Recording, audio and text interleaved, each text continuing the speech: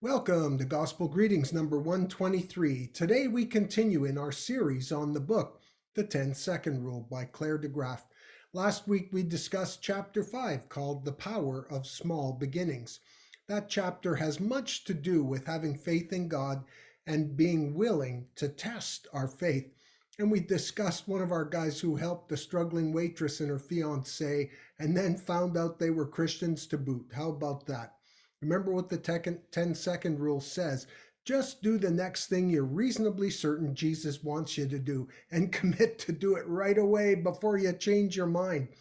This week we will be continuing on to chapter 6 called Pre-Decisions from Daniel 1:8.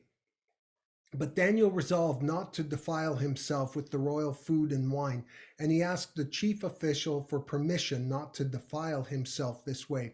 Now God had caused the official to show favor and compassion to Daniel. I love the story of Daniel and how he made a pre-decision not to defile himself with the king's food, which had obviously been offered to idols. This was a serious matter to Daniel's life and could have resulted in his being killed.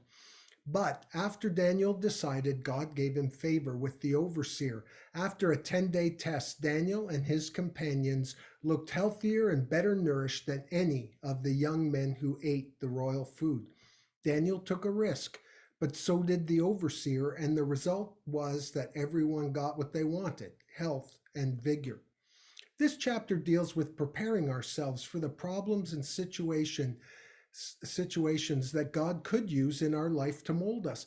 These situations test how obedient we are and help us learn from our past experiences in order to prepare ourselves for these future quizzes. What we learn from these experiences can become what we use for our pre-decisions to better handle situations that we feel called to. Claire says, one of the best ways I know to overcome indecision and prepare myself to obey Jesus more intentionally, in addition to prayer and scripture, is to make what a friend of mine calls a pre-decision. Like if you know that you struggle in a certain area of life, set some limits or guardrails around your life in this area. Now, Andy Stanley wrote a whole book on this topic and called it Guardrails. The headlines of this Guardrails book is Nobody Needs One Until They Do. Several groups have done the video series of this book and blown away by the power of pre-decisions. And myself, I enjoy meals out and having a couple of beer with the guys, but it can be a problem for me if I'm not careful. So this week, while doing this post, I've put up a guardrail and decided not to consume any alcohol. And guess what? I've shared it with all of you, so I guess I'm accountable. One of the more famous pre-decisions came from Billy Graham and his team. They called it the Modesto Manifesto. While in Modesto, California, they noticed that many prominent ministry leaders were failing, so they pre-decided 4 things. First, never be alone with a woman who is not their wife. Second, never handle the money. Third, only use official estimates to avoid exaggeration. And 4, never speak poorly of other people or ministries.